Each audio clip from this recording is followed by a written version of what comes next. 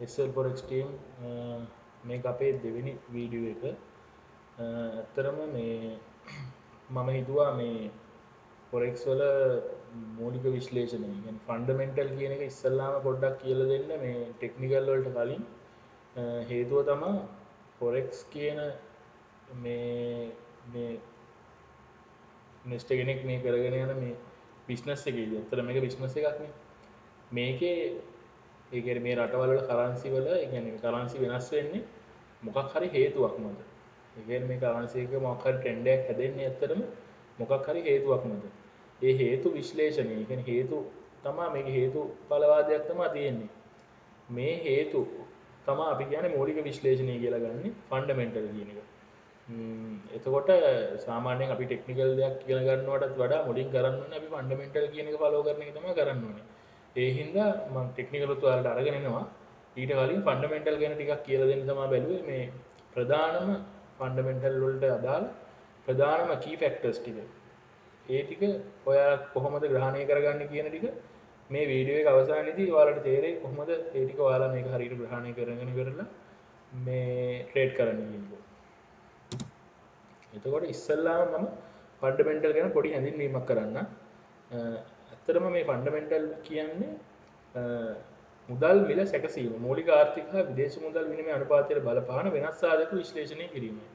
ඒ කියන්නේ ඇත්තටම කිව්වොත් මේක ආර්ථිකය ගැන තමයි මේක කතා වෙන්නේ. මේ ආර්ථිකයේ කොහොමද වෙනස් වෙන්නේ කියන එක ගැන, වෙනස් වෙන්න මේ බලපාන්නේ කියන එක ගැන තමයි මූලික විශ්ලේෂණයේදී අපි බලන්නේ. ඒ කියන්නේ අපි උදාහරණයක් විදිහට මම කලින් වීඩියෝ එකේ USD, Euro, CHF, JPY, GBP ගැන කියලා දුන්නා. එතකොට මේ කරන්සි එකක් අපි එක්සැම්පල් එකකට ගත්තොත් ඒ කරන්සි එක ස්ට්‍රෝං වෙන්න හරි වීක් වෙන්න හරි සරලවම කිව්වොත් ස්ට්‍රෝං වෙන්න හරි වීක් වෙන්න හරි කියන්නේ ශක්තිමත් වෙන්න හෝ එහෙම නැත්නම් දුර්වල වෙන්න බලපාපු සාධක මොනවද? බලපාන සාධක මොනවද? පහුගිය කාලේ මොකක් හරි කරන්සි එකක් පහුගිය සතිය දෙකේ වීක් වුණා නම් හෝ ස්ට්‍රෝං වුණා නම් ඇයි එහෙම වුනේ? ඒක ටෙක්නිකලි ඇනලයිස් එකක් හින්දාද ඇනලයිස් කරලා දුන්නේ? ඇත්තටම ටෙක්නිකලි ඇනලයිස් කරන්න ෆන්ඩමෙන්ටල් උදව් කරගන්න ඕනේ. මගේ මේ මතය ඒකයි. එතකොට ඒක තමයි මේ අපි මේකෙන් ඉතින් කතා වෙන්නේ ෆන්ඩමෙන්ටල් මූලික විශ්ලේෂණය කියන්නේ ඒක. එතකොට මේ වැදගත්ම දේ තමයි අනාගත මුදල් මිල චලනයන් පුරෝකථනය කිරීමේ අපේක්ෂාවෙන් ආර්ථික හා දේශපාලන තොරතුරු විශ්ලේෂණය කිරීමක් මේක. ඒ කියන්නේ අනාගතයේදී වෙන්න ඕන මේ අනාගතයේදී වෙන මිල චලනය තමයි පුරෝකථනය කරන්නේ අපි මේකේ. ඒ අපේක්ෂාවෙන් තමයි මූලික විශ්ලේෂණය අපි කරන්නේ. ආර්ථිකයයි දේශපාලන තොරතුරු ඒ වගේම මේ අපි කියනවා භූගෝලීය දේවල් මොකක් හරි කියන්නේ ස්වභාවික විපත් වගේ දේවල් ඒව පවර්ධනය කිරීම අයිති වෙන්නේ මේ ෆන්ඩමෙන්ටල් වලට. එතකොට විවිධ විදේශ මුදල් වල අනාගත මිල ගණන් පුරෝකථනය කිරීමට මූලික විශ්ලේෂණ උපකාරී වේ. ඒතොර ඒ ටික තමයි මම කිව්වේ. මිල ගණන් පුරෝකථනය කිරීම රටක ආර්ථිකයේ ශක්තිය තීරණය කරන ප්‍රධාන ආර්ථික සාධක හා දර්ශක ගණනාවක් මත පදනම් වේ. ඒ කියන්නේ මේ එක නිවුස් එකක් නෙමෙයි. මේ කරන්සි එකක් ස්ට්‍රෝං වෙන්න හරි වීක් වෙන්න හරි බලපාන්නේ එකම එක නිවුස් එකක් නෙමෙයි. ඒ කියන්නේ නිවුස් ඉකොනොමික් නිවුස් වෙනවා, පොලිටිකල් නිවුස් වෙනවා. එතකොට මේ හැමදේම අපි මේ හරියටම එකතු කරගන්න ඕනේ. මොකද්ද මොකද්ද මේකෙන් බලාපොරොත්තු වෙන්නේ කියලා. ඇත්තටම මේ ෆන්ඩමෙන්ටල් නිවුස් එනකොට සෙන්ටිමන්ට් ඇනලයිස් එකකුත් වෙනවා.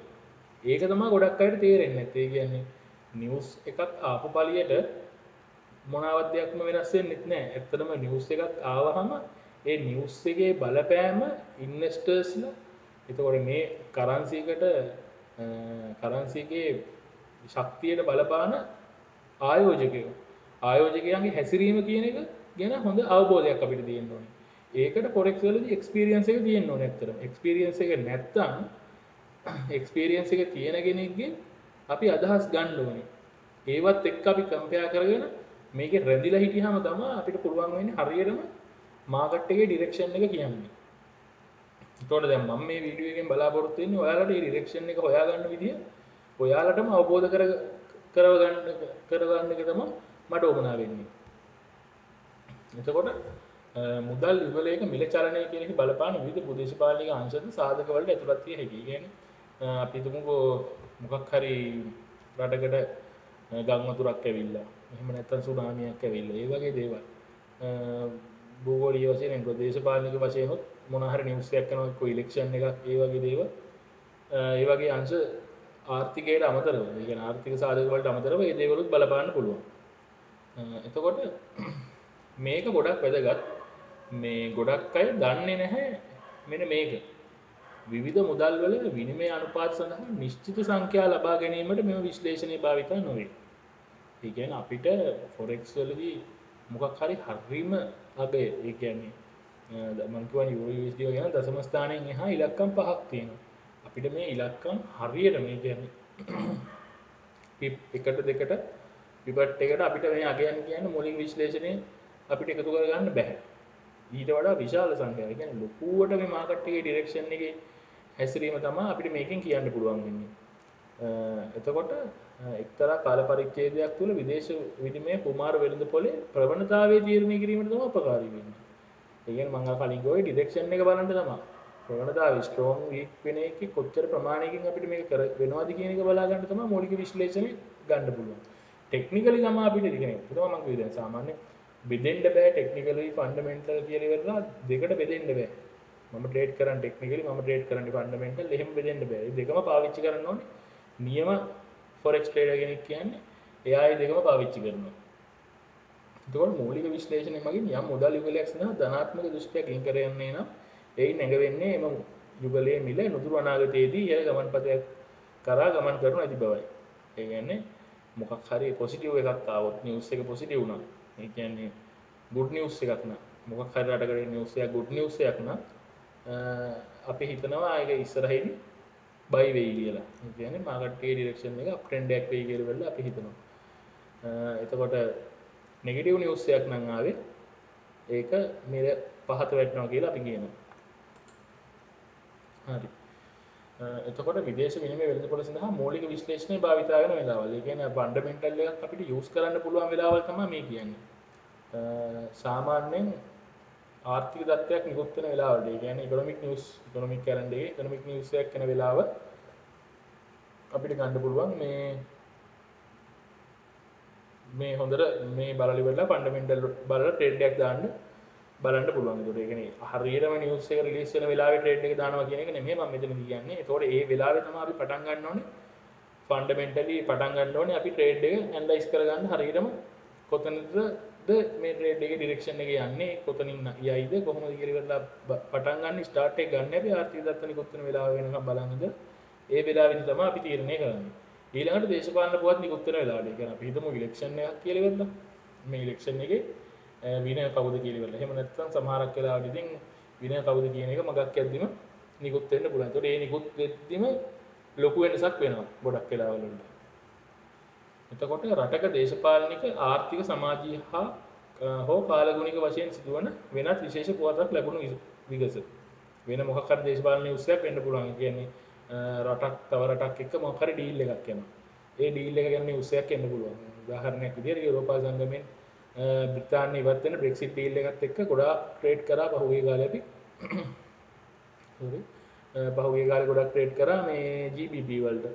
මේ මොකද ඒක ගොඩක් බ්‍රිතාන්‍යයට බලපාපු හින්දා ඒ කියන්නේ කරන්සි එක ඇත්තටම කිව්වොත් බ්‍රෙක්සිට් ඩීල් එක ඇරුණාම ඊටු හැම දෙයකටම GBP ස්ට්‍රෝං වෙනකොට බ්‍රෙක්සිට් නිවුස් එක ඇති වුණා GBP පහළ බස්සන්න. එතකොට ඒ වගේ විශේෂ පුවත් එන වෙලාවල් වලට වෙනස් වුණා. සමාජීය හෝ කාලගුණ සමාජීය නිවුස් එකක් වෙන්නත් පුළුවන්. ඒ කියන්නේ මොකක් හරි අපි හිතමුකෝ උද්ඝෝෂණයක් කියලා ඉවරලා.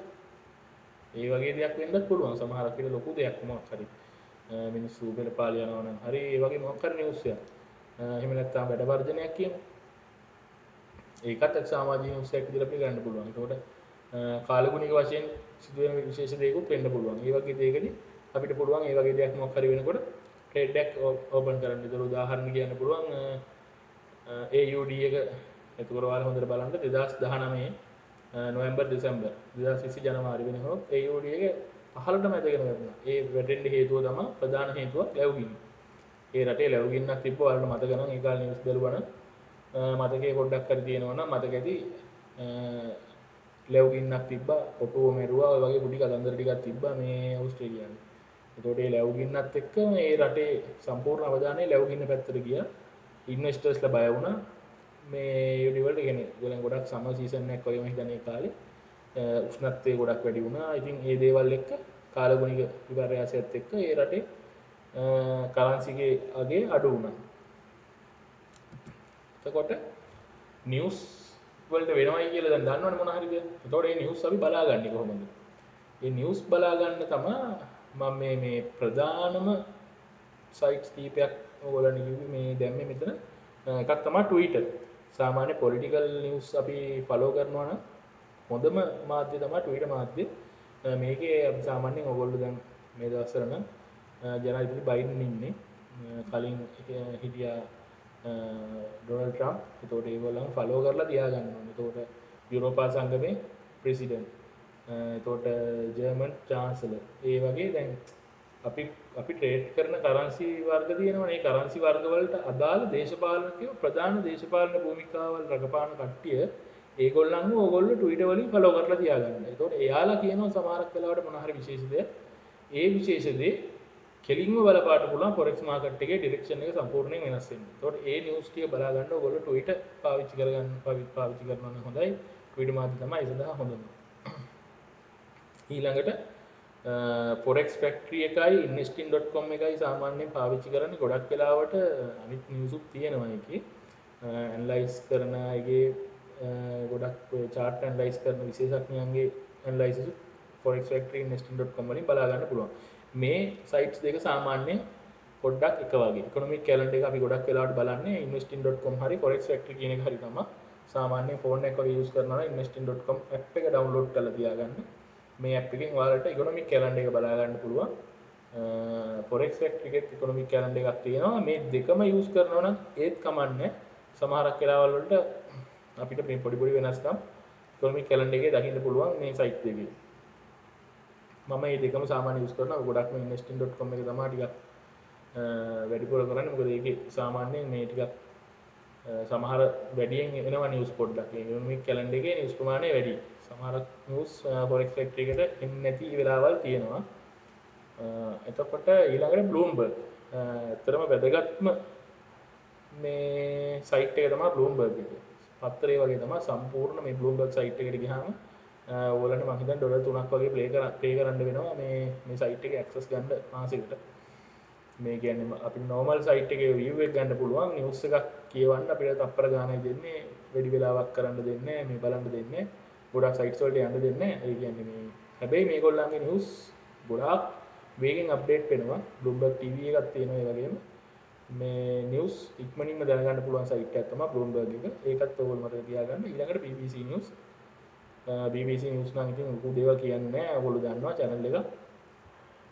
මේගොල්ලන්ගේ news එක follow කරනවා නම් හොඳයි. එතකොට අඩුම තරමින් Twitter, Bloomberg, Investing, ඒ කියන්නේ හෝ forex factory ඔය කීපේ Bloomberg විශේෂයි. ඉතින් Twitter අනිවාර්යෙන් විශේෂයි.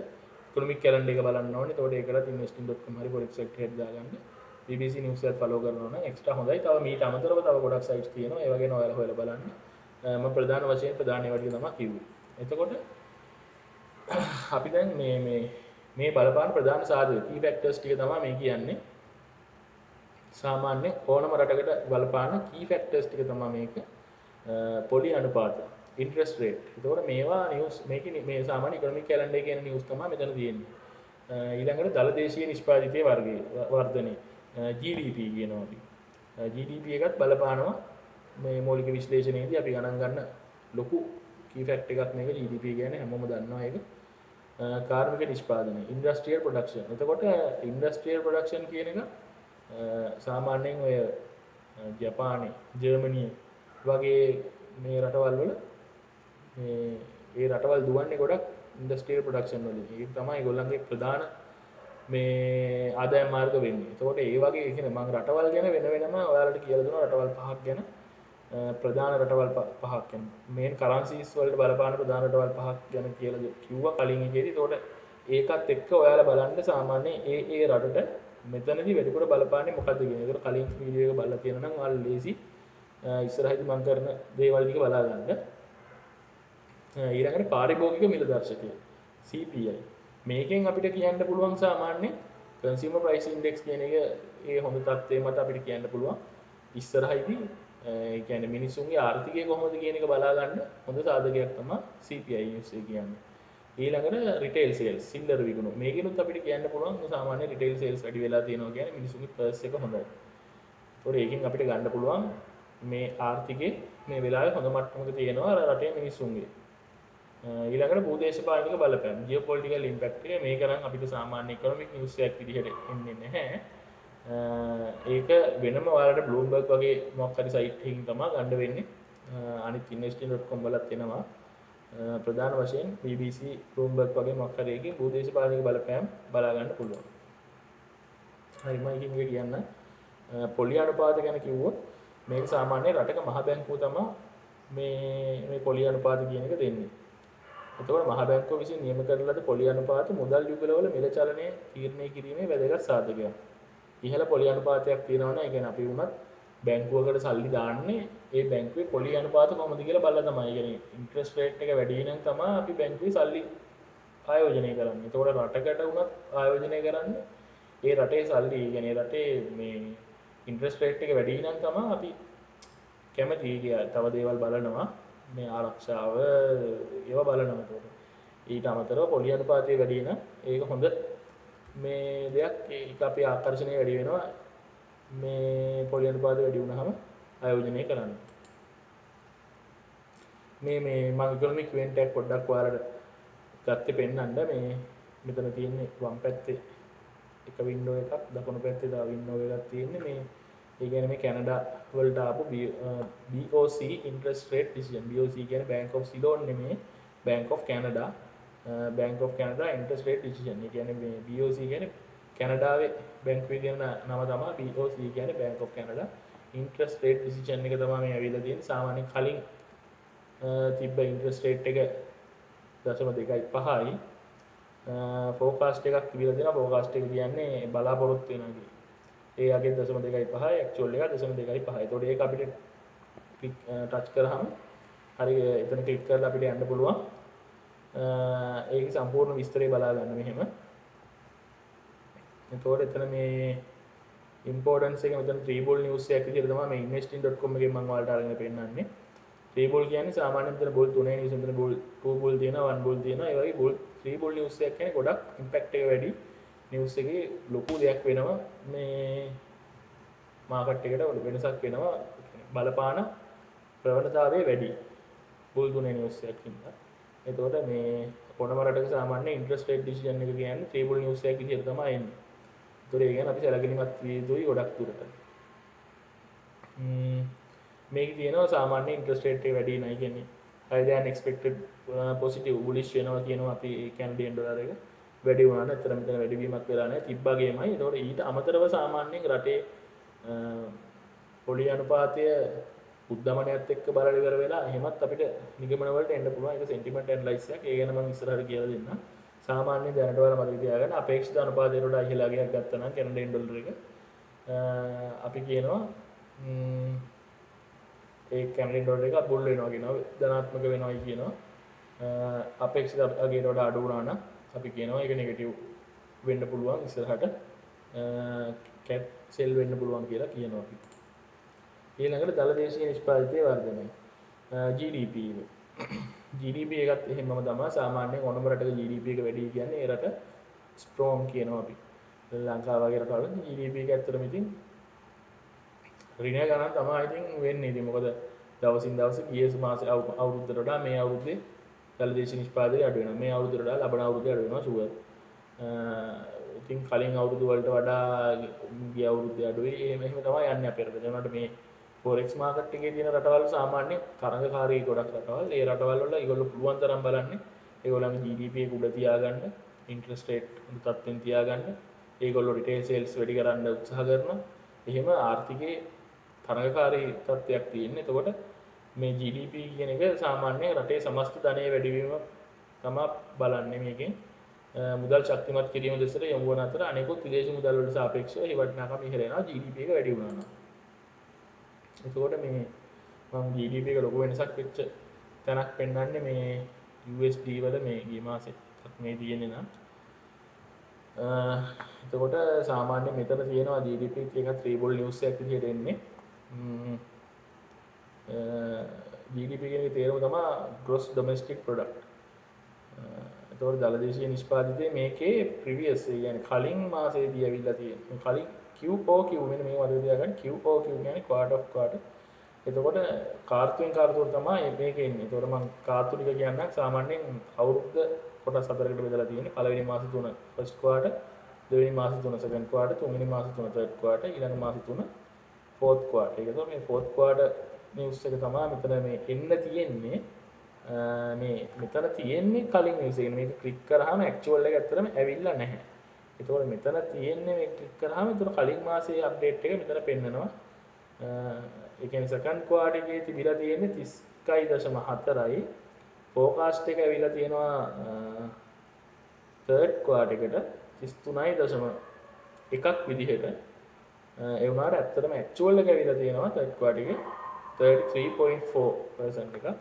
ඒ කියන්නේ ඉහළ වැඩිවීමක් තියෙනවා forecast එකට වඩාත් වැඩි previous එකට වඩා ගොඩක් වැඩි. يعني 31 ඉඳලා ධන 33 වෙනකම් මේකේ වැඩිවීමක් තියෙනවා. ඒතර USD bullish වෙලා ඇති. ඔයාලා බලන්න මේ news එක ආපු දවස් වෙලාවල් එක්ක පොඩ්ඩක් කම්පෙයාර් කරලා බලන්න ඩොලර් එකට මොකද වෙලා තියෙන්නේ කියලා. ඒකවල මේකේ තරකේ වගේම තමයි අපේක්ෂිත අනුපාතයට වඩා ඉහළ ගයක් නම් USD ධන වෙනවා. අපේක්ෂිත අනුපාතයට වඩා අඩු වගයක් නම් USD ඍණ වෙනවා. එතකොට මෙතන තියෙනවා කාර්මික නිෂ්පාදනය. Industrial production. එතකොට ඕනෑම රටක ඉහළ කාර්මික වර්ධනයක් පෙන්වන්න කරන්නේ නම් ශක්තිමත් රටක ආර්ථිකයක් කියලා කියන්න පුළුවන් අපිට. ශක්තිමත් ආර්ථිකයක් ඇතුළත විදේශ විනිමය වෙළඳුන් දිනමත් කරන්නේ රටේ විදේශ විනිමය මුදල් සඳහා ආයෝජනය කිරීමට. එතකොට ඉන්ඩස්ට්‍රියල් ප්‍රොඩක්ෂන් කියන එකත් සාමාන්‍යයෙන් ත්‍රිබුල් නිවුස් එකක් විදිහට එන්නේ. මම මේ වැදගත්ම ටික තමයි ඔයාලට පෙන්නලා තියෙන්නේ. ඒකත් ප්‍රීවියස් එකට වඩා මෙතන මේ ජර්මන් මැනුෆැක්චරින් PMI මම ඔයාලට කිව්වා සාමාන්‍යයෙන් ජර්මනිය කියන්නේ ගොඩක් මේ නිෂ්පාදන ආර්ථිකයක් තියෙන රටක්. එතකොට ඒගොල්ලන්ගේ මැනුෆැක්චරින් පර්චේසින් මැනේජර් ඉන්ඩෙක්ස් PMI කියන එක මේ ඇවිල්ලා තියෙනවා 58.3ක් ප්‍රීවියස් තිබිලා 58.5 ෆෝකාස්ට් එකත් අඩුයි ප්‍රීවියස් එකට වඩා. ඒ ෆෝකාස්ට් එකටත් වඩා අඩුයි. තමයි එහෙම තමයි ඇවිල්ලා තියෙන නිවුස් එක. ඒතකොට මේක වෙන්නේ ඇත්තටම මේ මයිනස් වෙනවා.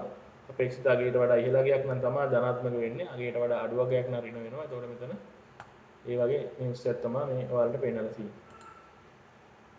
ඊළඟට පාරිභෝගික මිල දර්ශකය CPI. ඒතර පාරිභෝගික මිල දර්ශකය කියන්නේ රටේ භාණ්ඩ හා සේවා මිල ගණන් වලට කෙලින්ම සමානුපාතිකයි මේක.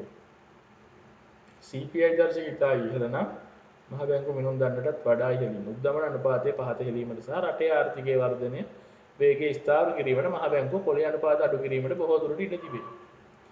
ඒ කියන්නේ CPI එක වැඩි නම් තමයි එහෙම කරන්නේ. ඒතකොට මම CPI නිවුස් එකක් පොඩ්ඩක් කම්පෙයාර් කරලා පෙන්නන්නම් ඔයාලට.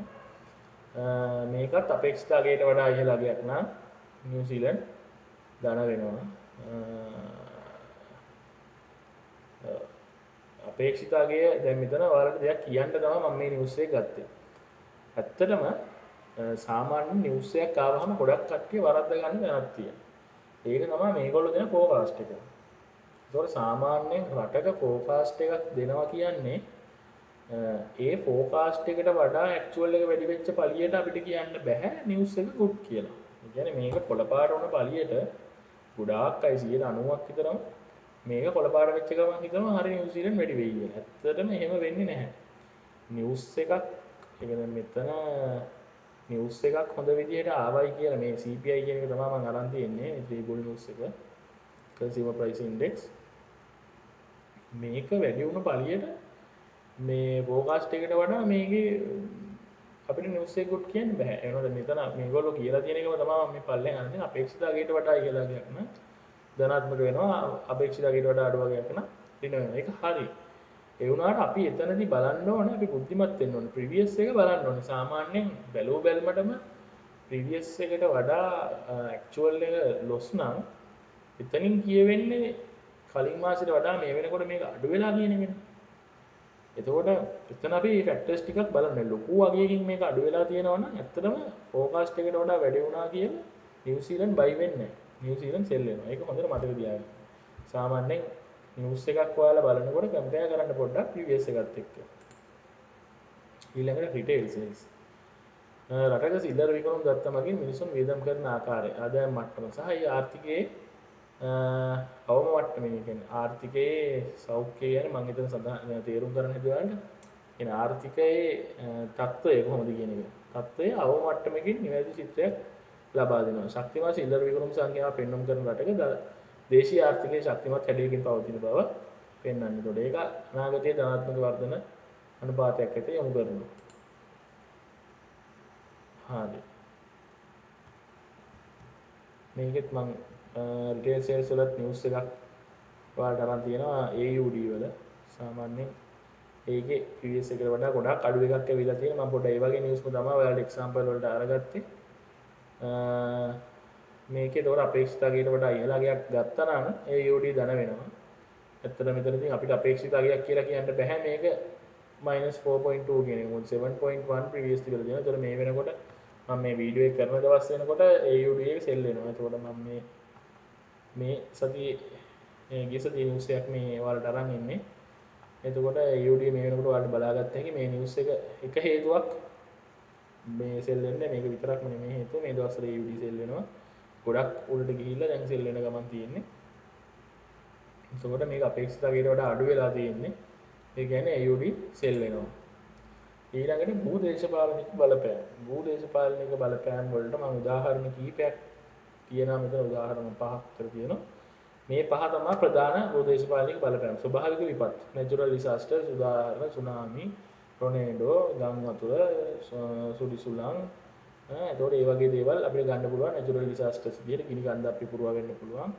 ඒ වගේ දේවල්.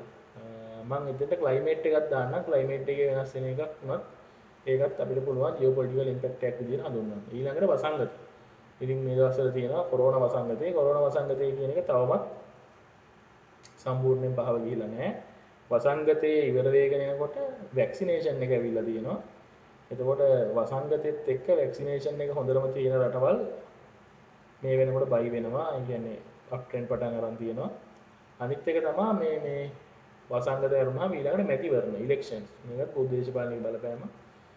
පහුගිය අවුරුද්දේ බයිඩන්ගේ ට්‍රම්ප්ගේ සටන ඒක ගොඩක් බලපෑවා ඩොලර් එකේ වෙනසට. එතකොට ඉලෙක්ෂන් එකේ බලපෑම තමයි ගොඩක් තිබ්බේ 2020 නොවැම්බර් දෙසැම්බර් 21 ජනවාරි මුල වෙනකම්ම ඉලෙක්ෂන් එකේ බලපෑම තිබ්බා.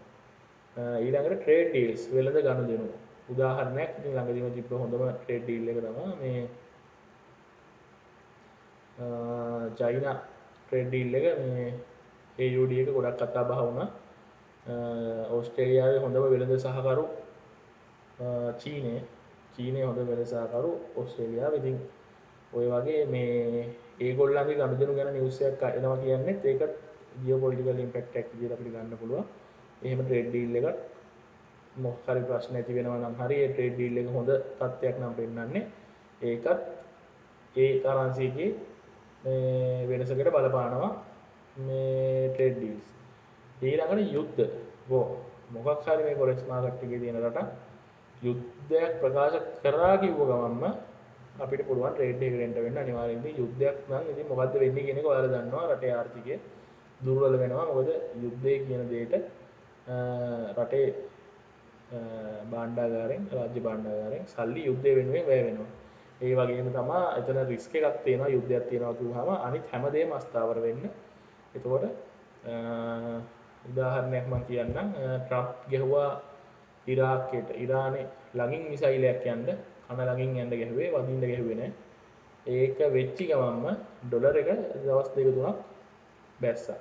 ඊට පස්සේ එතනින් ඒක එහෙම සීතල වෙලා ගියපු හින්දා ඒකෙන් ලොකු දෙයක් වුණේ නැහැ. හැබැයි ගැටුමක් දිගටම ගියා නම් ඒ වෙලාවේ වෙනසක් බලාපොරොත්තු වෙන්න පුළුවන් ඊට වඩා.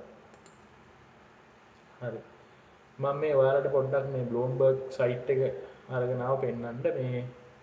මේ site එකේ තියෙන commodities stock මේ quick links තමයි මේ තියෙන්නේ. rates and bonds, currencies, futures, economics මේ සාමාන්‍යයෙන් ඔයගොල්ලෝ මේකට ගිහලා බලන්න. මම නම් මේ අරගෙන තියෙනවා මේගොල්ලන්ගේ පැකේජ් එකක්. ඉතින් මේ වගේ ඔයාලත් මේකලගේ account එකක් හදා ගන්න පුළුවන් නම් ඩොලර් 3ක් වගේ පොඩි ගාණක් යන්නේ. සාමාන්‍යයෙන් ඉතින් forex trade කරනවා නම් ගොඩක් වැදගත්.